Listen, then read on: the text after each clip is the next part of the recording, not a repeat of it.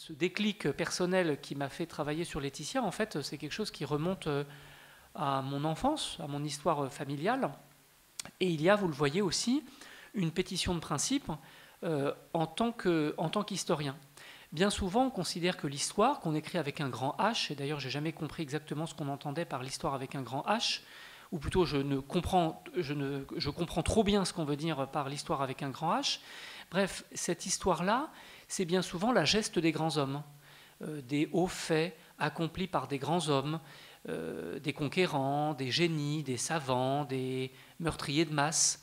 Bref, des hommes, bien souvent, qui ont compté parce qu'ils se sont taillés un empire ou qu'ils ont assassiné 10 millions de personnes. Et cette histoire avec un grand H, je ne m'y reconnais pas. Je ne m'y reconnais pas pour deux raisons. La première, c'est que elle conduit à oublier l'essentiel de l'humanité. On ne retient que quelques hommes importants qu'on juge grands par leurs actions ou par leurs crimes. Et il me semble que l'humanité est composée plutôt de ces 99,9% d'enfants, de femmes, d'hommes qui sont passés sur cette terre et qui composent par leur vie et par leur mort l'aventure humaine, l'aventure collective. La deuxième raison, c'est que l'histoire avec un grand H est profondément sexiste. C'est un récit dans lequel l'homme fait événement alors que la femme est silence.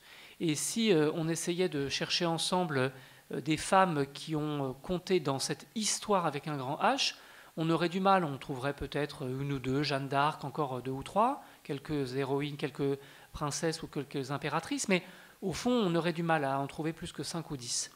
Et donc ce sexisme méthodologique n'est pas le mien. Et consacrer donc une biographie d'histoire et de sciences sociales à Laetitia, à cette jeune fille morte à l'âge de 18 ans et qui a compté pour personne, c'était aussi une manière différente, nouvelle peut-être, d'écrire l'histoire, de faire en sorte que cet anonyme et cette jeune fille entrent dans l'histoire. Alors il ne s'agit pas de transférer les restes de Laetitia au Panthéon, il s'agit simplement de dire qu'elle a compté, et elle a compté pas simplement pour sa mort, elle a compté parce que sa vie est importante en ce qu'elle reflète une société, la vulnérabilité des enfants ou encore les violences subies par les femmes. Et vous voyez que ça, ce ne sont pas des anecdotes, ce sont au contraire des faits sociaux et des faits historiques. C'est un livre qui est souvent présenté comme un ouvrage féministe. Est-ce que vous vous inscriviez consciemment dans une démarche féministe quand vous l'écriviez ? Il faudrait s'entendre sur le terme de féminisme, mais si le féminisme c'est considérer que les femmes sont les égales des hommes et qu'il faut lutter collectivement contre la misogynie, alors oui, bien sûr, je me sens féministe. Je n'ai pas l'impression que la misogynie ne soit qu'une affaire de bonnes femmes, là encore, pour le dire de manière familière. Et il est utile, et peut-être même urgent, que les hommes s'intéressent à ces questions et à cette violence qu'est la misogynie. Mais de toute façon, plus généralement, il est impossible de faire une histoire des femmes sans assumer une attitude plus ou moins féministe. Une histoire misogyne des femmes, ça n'existe pas. De même qu'une histoire antisémite de la Shoah, ça n'existe pas non plus. Il y a une contradiction dans les termes. Donc s'intéresser à ces silencieuses que sont les femmes, collectivement, mais Laetitia c'est la même chose, hein, c'est une silencieuse. Faire cette histoire-là, c'est bien sûr avoir une position éthique que j'assume. Il n'y a vraiment que les gens qui sont loin de l'histoire pour dire que l'histoire ne procède pas aussi d'une attitude éthique, de choix éthique. L'histoire est humaine et donc humaniste. Et s'intéresser à l'histoire des femmes, c'est aussi avoir, d'une certaine manière, une attitude féministe, tout simplement parce que les femmes n'ont pas à être les silencieuses de l'histoire. Et raconter la vie de Laetitia, une vie de 18 ans qui est passée assez vite, et puis en plus, Laetitia écrivait très peu, elle lisait très peu, elle n'a pas fait d'action collectivement importante. C'était pas évident de raconter sa vie et d'en faire une biographie qui soit autre chose qu'une nécrologie de 5 lignes. Et j'ai passé 2 ans de ma vie à lui consacrer cette biographie, à trouver des sources sur sa vie, sur l'étoffe de son existence, avec ses doutes, ses hésitations, ses échecs, ses succès. Et ça aussi, c'était une manière de dire que moi, homme, prof de fac, il était important que je dise quelque chose sur elle, pour que Laetitia ne soit pas simplement que des morceaux de cadavres que les gendarmes ont repêchés d'un étang un petit matin de l'hiver 2011. Vous écrivez, en parlant de Jessica, la sœur jumelle de Laetitia, que vous avez beaucoup rencontrée pour écrire ce livre, vous dites que vous vous sentiez parfois honteux d'être un homme face à elle, que vous aviez honte de votre genre. Qu'est-ce que vous voulez dire par là ? Il y a une différence entre le sexe et le genre. Hein. Je ne vais pas vous faire un cours docte là-dessus. Je n'ai pas dit que j'avais honte d'être un homme, j'avais dit que j'avais honte de mon genre. Voilà. Je voulais dire par là que le genre masculin porte une forme de violence, qui est une violence collective. Hein. Je ne parlais évidemment pas de moi individuellement et je ne fais pas non plus de leçons aux autres. On sait très bien qu'il y a des millions de papas, maris, grands frères qui sont formidables et donc mon propos n'est pas là. En revanche, quand on observe le parcours de Laetitia et de sa sœur jumelle, on traverse une galerie de portraits masculins dont il n'y a pas lieu d'être fier. Et donc dire que j'avais pour la première fois honte de mon genre, c'était une manière de dire que cette violence masculine, il faut l'assumer collectivement, il faut réfléchir à ce que ça signifie. Cette violence masculine est collective parce que au XIXe siècle, par exemple, dans la plupart des pays européens, les femmes étaient considérées comme des mineurs. C'est-à-dire que dans la loi, il y avait une violence juridique subie par les femmes qui les empêchait d'avoir une vie libre, d'assumer leur profession, leur parcours, leur sexualité naturellement. Et ça, c'est quelque chose, c'est une violence collective. De la même manière, il y a d'autres formes de violence masculine collective qui nous mènent bien loin du milieu social où sont nées Laetitia et sa sœur. Il se trouve qu'elles sont nées dans ce qu'on appelle le quart-monde, dans une famille très dysfonctionnelle avec des problèmes d'alcool, le père violent. Mais la misogynie, ce n'est pas que dans ce milieu-là, bien sûr. Il n'y a pas une équivalence entre violence subie par les femmes, misogynie et quart-monde. Ce serait trop facile de le dire comme ça. Par exemple, dans le monde politique ou à l'université, hein, qui est plutôt en gros, c'est plutôt un milieu, je ne vais pas dire d'élite, mais enfin en gros de profession intellectuelle supérieure ou présumée telle, il y a des formes de violence. Bon. Et voilà, c'était important pour moi en tant qu'homme de réfléchir à cette répartition de la violence masculine. Et c'était évidemment nécessaire de le faire en tant qu'homme. C'est la raison pour laquelle je dis « je » dans mon livre. Il y a des historiens qui font semblant qu'ils sont comme des extraterrestres venus de Sirius et qui observent l'humanité à travers un télescope. Mais c'est non seulement une hypocrisie, mais c'est une faute professionnelle, c'est une erreur. On sait très bien que nous sommes tous, on peut être un chercheur, mais nous sommes tous aussi des individus pris dans des liens biologiques, de genre, sociaux, familiaux, politiques, etc. Et que ces liens, ça fonde notre humanité. Donc ça ne sert à rien de se voiler la face et d'éteindre son moi dans un texte scientifique. C'est pour ça que je dis « je » dans mon livre. Et il était évident que ce livre, je l'écrivais aussi en tant qu'homme, en tant que citoyen, en tant que père de famille, en tant que père de 3 filles, mais aussi, bien sûr, en tant qu'homme. Et donc, en tant que chercheur, en tant qu'historien, je dis « je », pour des raisons moins littéraires que scientifiques. Et ce « je », je pense qu'il vous a été reproché. J'ai lu notamment une tribune dans Libération d'un de vos confrères qui s'appelle Philippe Artière, qui disait que ce « je », cette manière de se présenter comme un père de famille avec le cœur qui palpite, c'était une manière de brouiller la démarche de l'historien, enfin en tout cas selon ce qu'il estimait être la réception du livre. D'abord, j'ai été content d'être critiqué. Bon, je vais pas, évidemment, j'ai eu un pincement d'amour-propre, mais ça peu importe. Mais profondément, j'ai été content d'être critiqué parce que le principe des sciences humaines, c'est qu'elles se critiquent. C'est un espace critique, c'est un espace de débat, c'est un espace où on se lit et on s'explique et on explique qu'on n'est pas d'accord. Donc, le fait que j'ai été critiqué par un chercheur, par ailleurs collègue et ami, c'était aussi justement le signe que mon livre s'inscrivait dans cet espace démocratique que sont l'histoire et les sciences sociales. Bien sûr, je ne suis pas d'accord avec Philippe Artière. Je pense que dire « je » dans un livre d'histoire, c'est au contraire approfondir le protocole scientifique. C'est approfondir l'enquête et expliquer pourquoi moi, homme, citoyen français, prof de fac dans la quarantaine, je me suis intéressé à ce sujet-là et j'ai essayé de faire en quelque sorte le calcul des 3 côtés du triangle qui relie moi, ma personne, l'académie ou l'institution à laquelle j'appartiens, l'université, et troisièmement, mon objet d'étude, Laetitia. Et il est important de faire le calcul de ces 3 côtés du triangle, sinon on ne se situe pas. Et une parole qui n'est pas située est une parole obscure, une parole qui est moins honnête qu'une parole qui essaye de se situer dans cet espace académico-social et scientifique. C'est ce que j'ai essayé de faire en tant qu'historien. Et bien sûr, c'est aussi un parti pris littéraire. Mais avant d'être un parti pris littéraire, c'est un parti pris de méthode. Et plus généralement, mon livre, comme je vous l'ai dit au tout début de cette rencontre, mon livre est difficile à définir. Mon livre est à la fois une raison funèbre, une enquête, un livre de sciences humaines, un polar et une œuvre littéraire. Je crois qu'il faut se féliciter de la bâtardise de cette production. Qu'est-ce que c'est? Je ne sais pas exactement. Ce qui est sûr, c'est que ce n'est pas un livre qui a sa place toute prête sur une étagère de librairie ou de bibliothèque. Et je crois que ça fait partie du renouvellement en cours des sciences sociales et de la littérature que de produire des objets hybrides. Et de ce point de vue-là, j'en suis très heureux.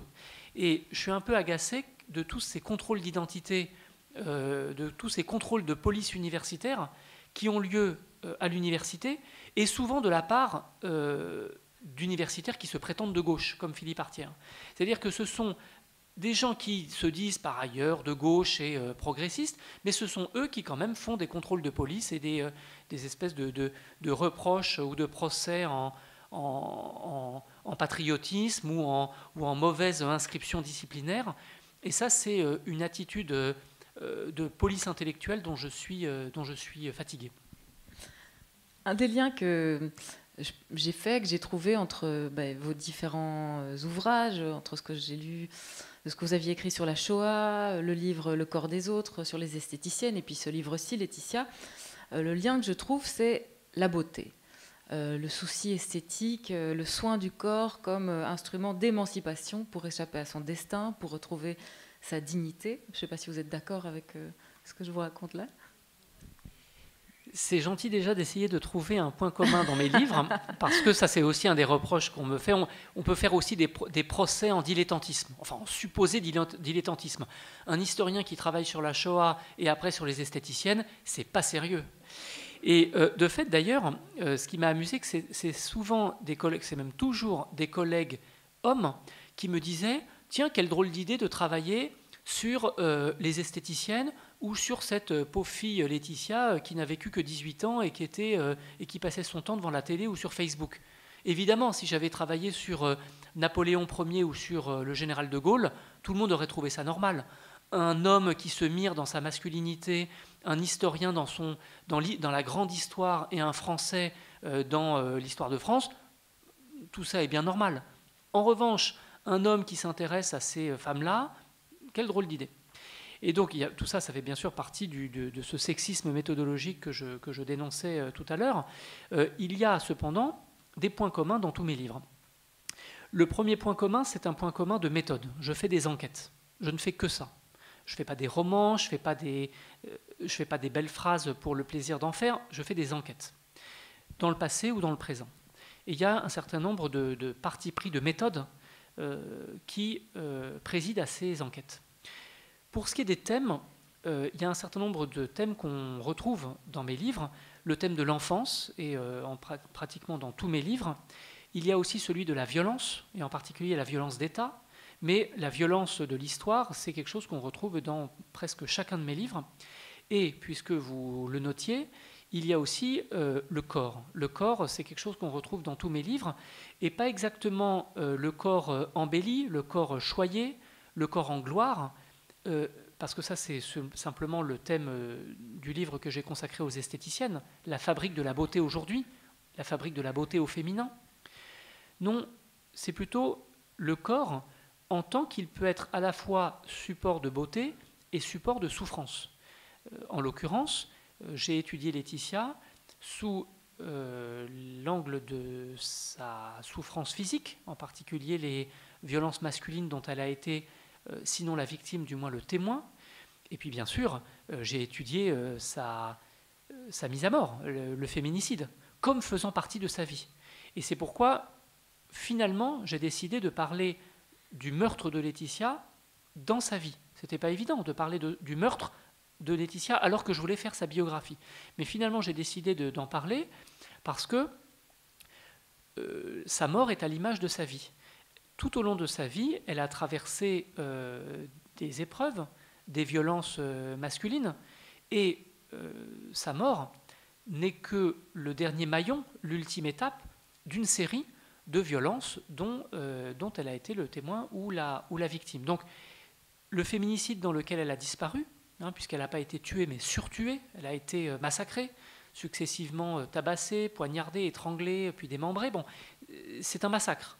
Et ça fait donc partie de sa vie en tant qu'elle a été sujette à toutes ces violences. Donc, le corps, en tant qu'il peut être embelli, support de bonheur, de fierté, mais aussi le corps en tant qu'il peut être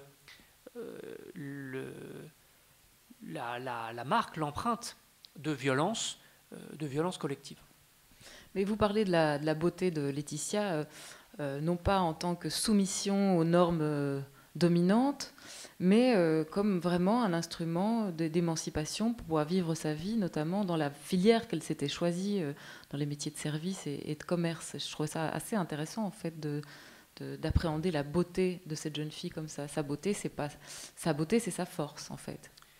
Il était d'abord nécessaire de parler de sa beauté parce que Laetitia a non seulement perdu la vie, mais aussi perdu son apparence humaine. Il est important de savoir que l'essentiel de l'enquête criminelle a porté non pas sur l'arrestation d'un meurtrier présumé, mais sur une enquête criminelle pour retrouver le corps de Laetitia. Tony Meillon, son meurtrier présumé, aujourd'hui condamné, a été arrêté en 48 heures avec des charges suffisamment graves pour être envoyé devant une cour d'assises.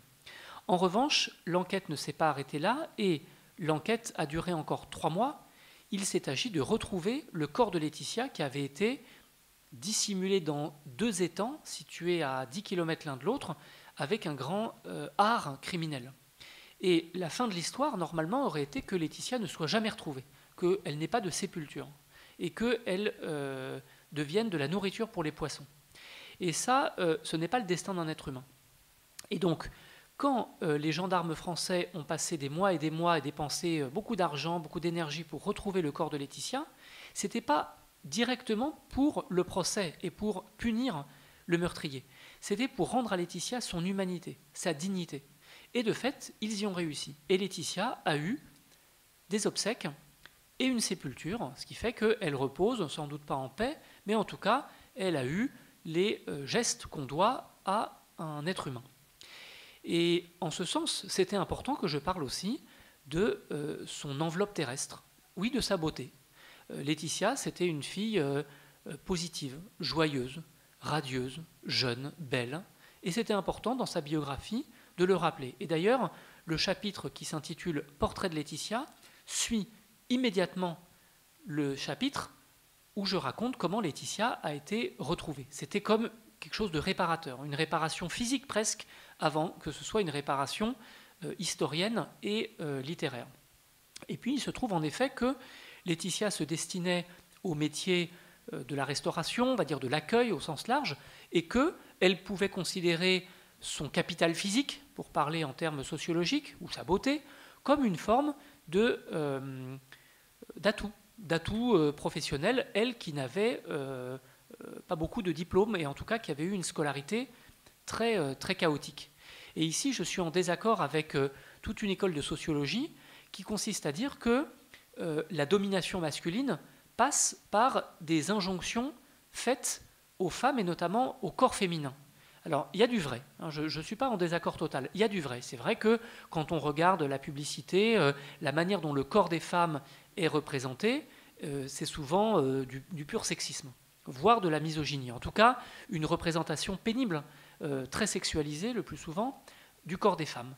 Mais en même temps, quand des millions de femmes en France, en Belgique et dans le monde vont chez les esthéticiennes, c'est pas parce qu'elles sont forcées par un mari ou un petit copain macho qui les oblige à s'épiler comme ci ou à se maquiller comme ça.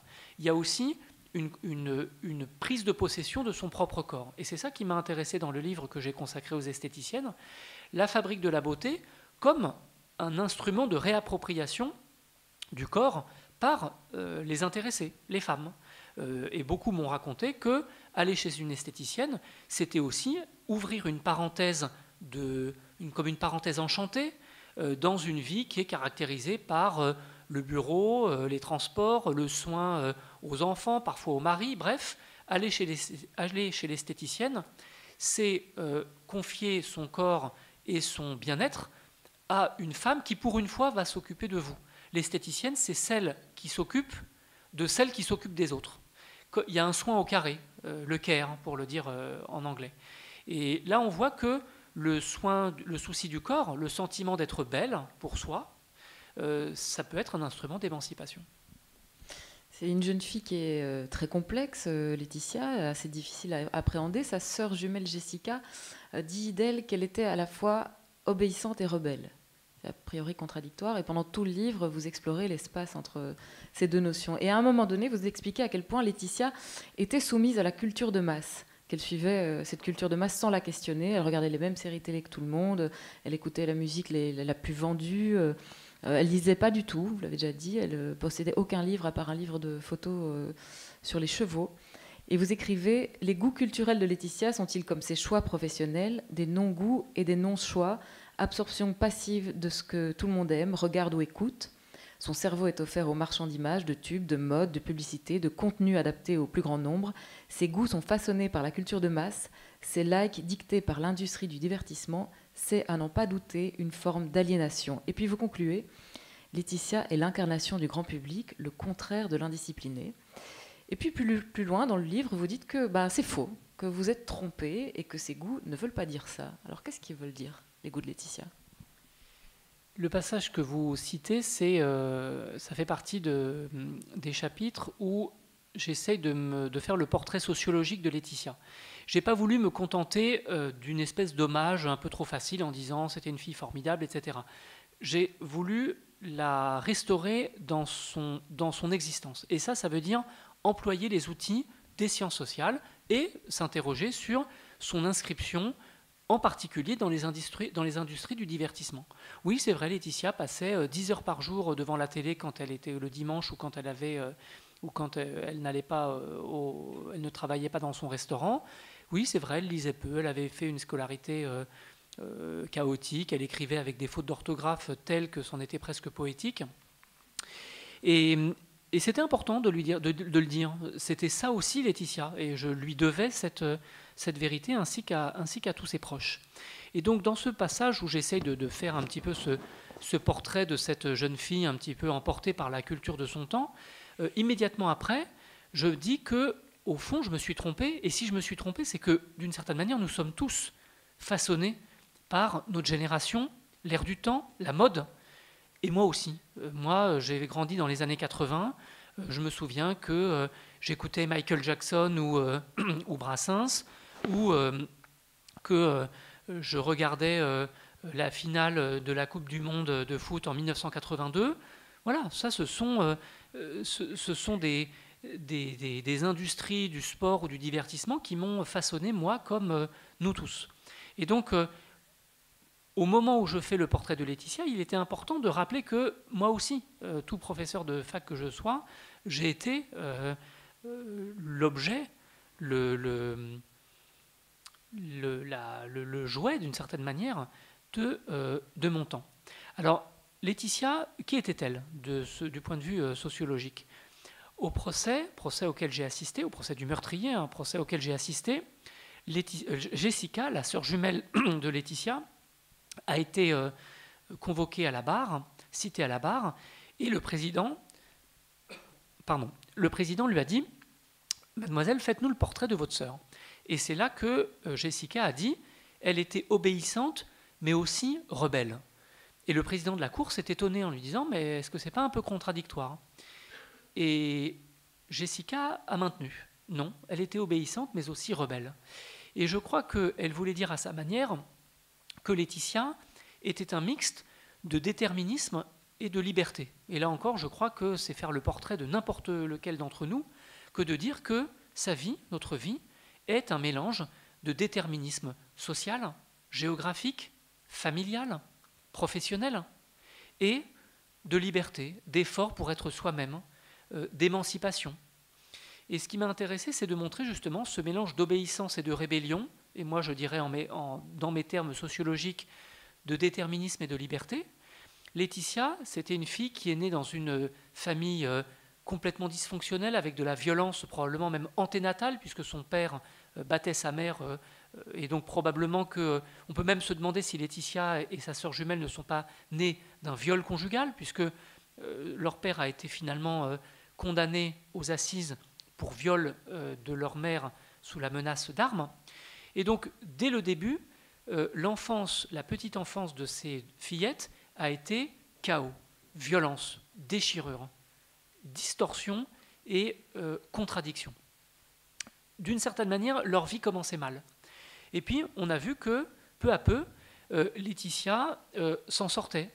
Laetitia était d'abord une fille d'un très grand courage, avec une grande capacité de résilience, mais il y a aussi qu'elle a été épaulée par ce qu'on appelle le service public. Cette grande famille de professeurs, d'enseignants, de formateurs, de psychologues, des employés de l'aide sociale à l'enfance, des assistantes sociales, bref, des gens dont le travail est de mettre en œuvre concrètement la solidarité de la nation vis-à-vis des vulnérables, des offensés et humiliés. Et c'est ce qu'a fait le service public à l'égard de Laetitia, de Jessica et de tous leurs frères et sœurs d'infortune. Et donc, si de ce déterminisme jaillissaient des parcelles de liberté, d'émancipation, c'est pour des raisons individuelles qui tiennent à la force morale de Laetitia, mais aussi pour des raisons collectives qui tiennent au fait qu'on est dans une démocratie et que la démocratie, ce n'est pas simplement aller élire un président de la République ou des députés. La démocratie, c'est justement les solidarités, la protection sociale.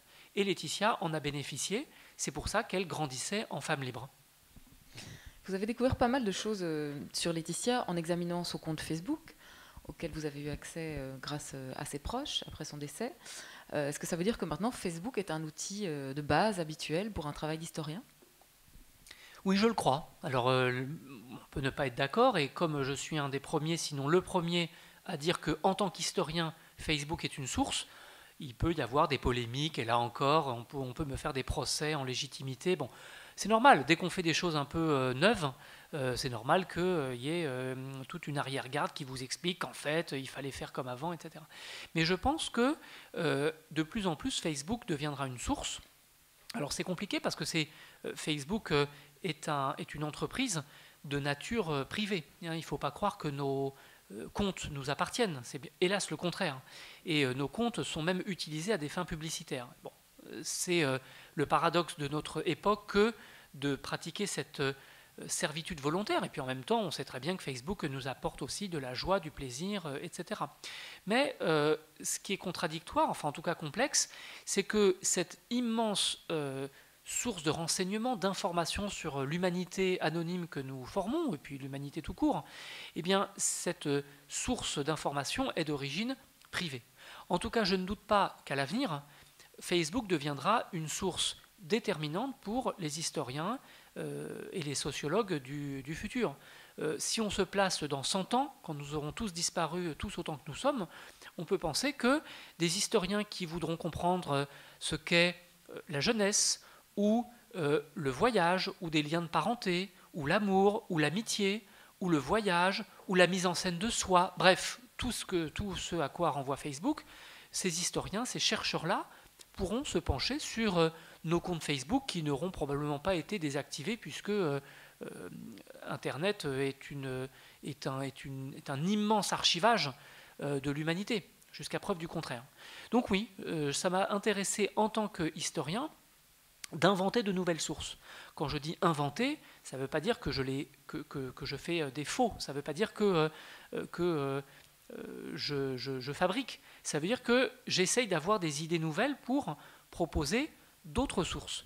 Alors bien sûr, pour dire du vrai sur Laetitia, plutôt que de la fiction ou plutôt que du n'importe quoi, pour dire du vrai sur Laetitia, j'ai eu besoin de sources.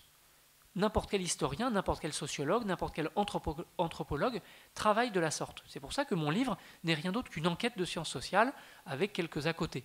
Mais mon livre est surtout une enquête de sciences sociales. Quelles sont ses sources? J'ai rencontré l'essentiel des proches de Laetitia, tous les gens qui l'ont aimée, qui l'ont connue, ses parents, sa sœur, ses oncles, ses tantes, etc., ses collègues, ses copains, petits copains. J'ai rencontré les acteurs de l'enquête criminelle, les gens qui, dans la mort, ont essayé de rendre à Laetitia sa dignité. J'ai eu accès à son compte Facebook. J'ai eu accès aussi à son dossier à l'aide sociale à l'enfance, dans les services sociaux. Et enfin, j'ai assisté au procès d'appel de son meurtrier. Tout ça, ce sont des sources. Sources écrites, sources orales, entretiens, rencontres, voyages. Et une enquête de sciences sociales est faite de tout cela. Une des forces de ce livre, je trouve, c'est que vous ne jugez jamais aucun des protagonistes de cette histoire. Vous ne vous placez jamais au-dessus des gens dont vous parlez, alors que ce serait humain. Et spontanément, en tant que lecteur, en tout cas, on a envie de se placer au-dessus du père de Laetitia qui battait et qui violait sa mère, au-dessus de la mère qui est devenue une femme plante et qui a déserté sa fonction parentale, au-dessus du père d'accueil qui était finalement pédophile, on l'a découvert plus tard, évidemment au-dessus du meurtrier Tony Meillon. Mais vous ne le faites jamais, vous ne vous placez jamais au-dessus de ces gens-là. Alors je me demandais, c'est peut-être un peu candide, mais est-ce que c'était facile ou bien est-ce que vous avez dû lutter? Est-ce que ça a été un travail de résister à l'envie de les juger? Ça n'a pas été très compliqué parce que c'est mon métier. Et n'importe quel historien, n'importe quel sociologue doivent placer le curseur au bon endroit entre la distance et l'empathie. Il faut une certaine distance, parce que sinon on passe son temps à pleurer et à dire que Laetitia était formidable, et c'est pas intéressant. Il faut une certaine distance. Et c'est pour ça que Laetitia, j'en parle aussi comme une fille de son temps, la girl next door, avec son compte Facebook, ses 150 SMS par jour comme tout le monde, son petit copain, etc. etc. J'en parle aussi avec distance en la replaçant dans un milieu social, dans une trajectoire particulière, dans une mode et un air du temps, et une génération bien sûr. Mais j'en parle aussi avec empathie, parce que sinon on est comme cet extraterrestre qui se place du point de vue de Sirius et qui fait comme si les êtres humains n'étaient que des fourmis qui grouillent à ses pieds. Il faut une certaine empathie, il faut faire comme si Laetitia était notre fille, notre petite fille, notre amie. Il faut essayer de comprendre que, avant d'être un cadavre, avant d'être le point focal d'un fait divers, elle a été cette fille qui aurait pu être notre petite copine, notre amie, notre fille, notre petite fille. Bref, une fille comme tout le monde, une fille de son temps, une fille qui méritait tendresse et amour et qui ne les a jamais eus. Et donc, il faut justement mettre le curseur au bon endroit entre l'empathie et la distance, et ça, c'est un enjeu indissociablement scientifique et littéraire, cognitif et narratif. Il faut trouver les mots justes pour faire en sorte que Laetitia soit en même temps proche de nous et en même temps à la bonne distance. Alors, je ne dis pas que ça a été facile, mais au fond, c'est mon métier. Alors, je ne demande qu'à être jugé sur ce genre de choses. Je ne demande pas qu'on me juge sur mon écriture. Si je fais des phrases belles ou jolies, c'est incident. Que j'ai un prix littéraire, c'est complètement incident. La seule chose qu'on est en droit de me reprocher, c'est de m'être trompé, d'avoir dit des choses fausses, d'avoir fait une mauvaise enquête de sciences sociales. Et j'ai essayé de faire en sorte que mon enquête soit pas trop mauvaise, en tout cas que je sois à la bonne distance de Laetitia, ni trop loin, ni trop proche. Ça fait partie un petit peu de la checklist déontologique et cognitive que le chercheur doit, à laquelle le chercheur doit s'astreindre. Au fond, le seul pour qui vous avez vraiment la dent dure, me semble-t-il, dans ce livre, c'est Nicolas Sarkozy, qui était président de la République à l'époque et qui a fait preuve, dites-vous, d'opportunisme compassionnel. Qu'est-ce que ça veut dire ? C'est pas vrai que j'ai la dent dure vis-à-vis de Nicolas Sarkozy. Nicolas Sarkozy a fait preuve d'une compassion à l'égard des victimes en général et de Laetitia et de sa famille en particulier. Nicolas Sarkozy, contrairement à d'autres présidents, a transmis l'hommage et la solidarité de la nation à Laetitia. La politisation de l'enquête par la double intervention de Nicolas Sarkozy a permis que le corps de Laetitia soit retrouvé. Donc non, il y a eu, j'essaye d'avoir là aussi cette distance convenable vis-à-vis de Nicolas Sarkozy. Maintenant, ce qui est vrai, c'est qu'il y a eu une instrumentalisation du fait divers et du corps de Laetitia au bénéfice du politique. Nicolas Sarkozy, par exemple, a essayé de chercher des boucs émissaires et il les a trouvés en la personne des juges qu'il a accusés quasiment d'être les complices du meurtrier de Laetitia. Parce que le meurtrier de Laetitia avait été insuffisamment suivi. C'était un criminel et un délinquant qui avait un casier judiciaire long comme le bras, enfin de 7 pages, pour parler de manière plus technique. 7 pages, c'est beaucoup.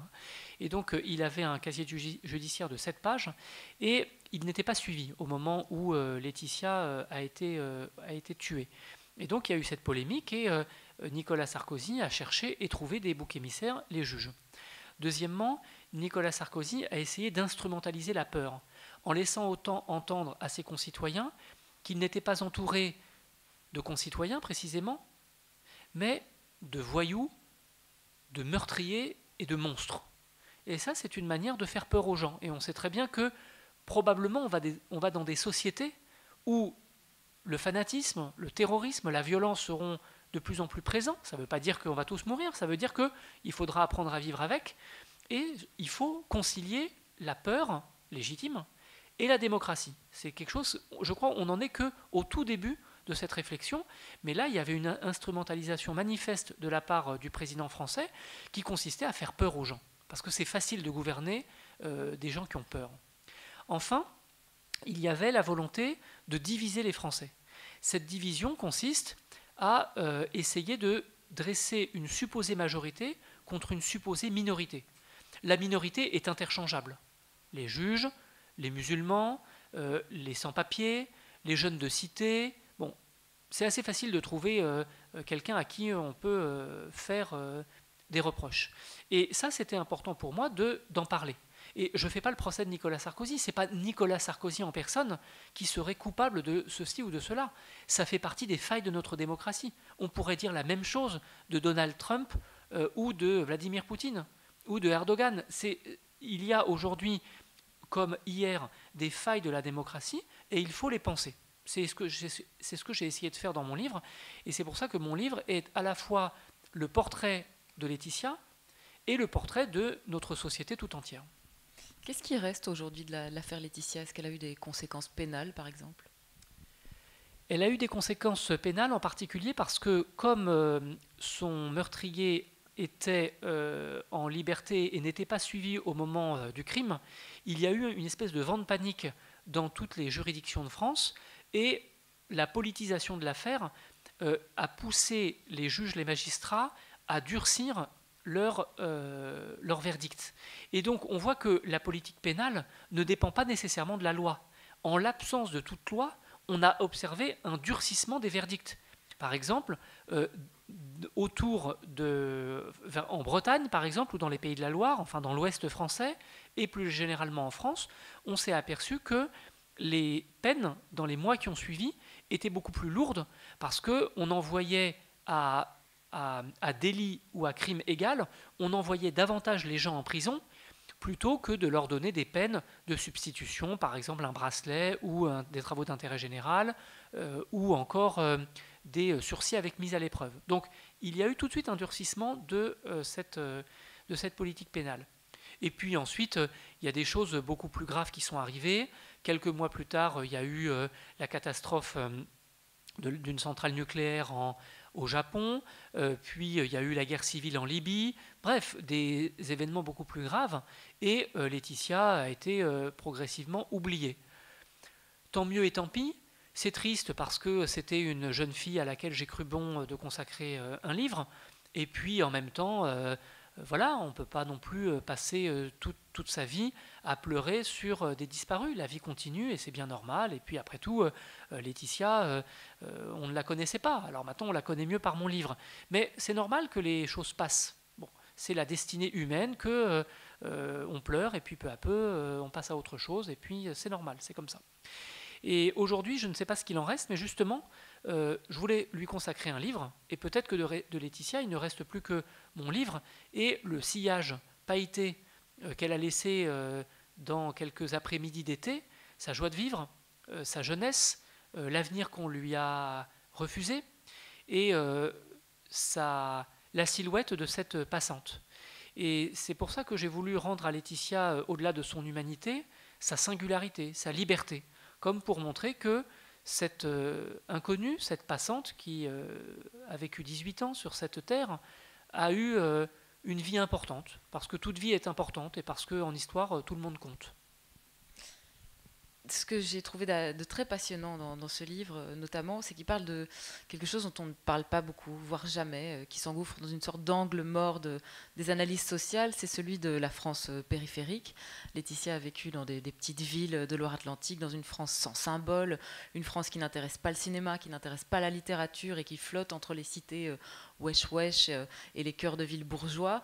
Vous écrivez « Les sœurs Perret n'appartiennent pas à la jeunesse riche des centres-villes, qui grandit entre cafés et lycées ultra sélectifs, ni à la jeunesse populaire des banlieues, symbolisée par le streetwear, la tchatch et le béton. La jeunesse périurbaine, celle des cars de ramassage et des CAP, n'a pas d'emblème. C'est une jeunesse silencieuse qui ne fait pas parler d'elle, qui bosse tôt et dur, alimentant les secteurs de l'artisanat et les services à la personne dans les campagnes et les petites villes où elle est née. » Alors je voudrais qu'on termine là-dessus. Je voulais savoir déjà si vous connaissiez cette France-là avant de l'étudier, ce que vous aviez découvert sur elle, et si vous savez comment elle va voter à la présidentielle. C'est vrai, vous avez raison de terminer là-dessus, parce que mon livre a une portée politique. Ça ne veut pas dire que je suis encarté dans un parti ou un syndicat, ça ne veut pas dire que je vais dire à mes concitoyens ce qu'ils doivent voter.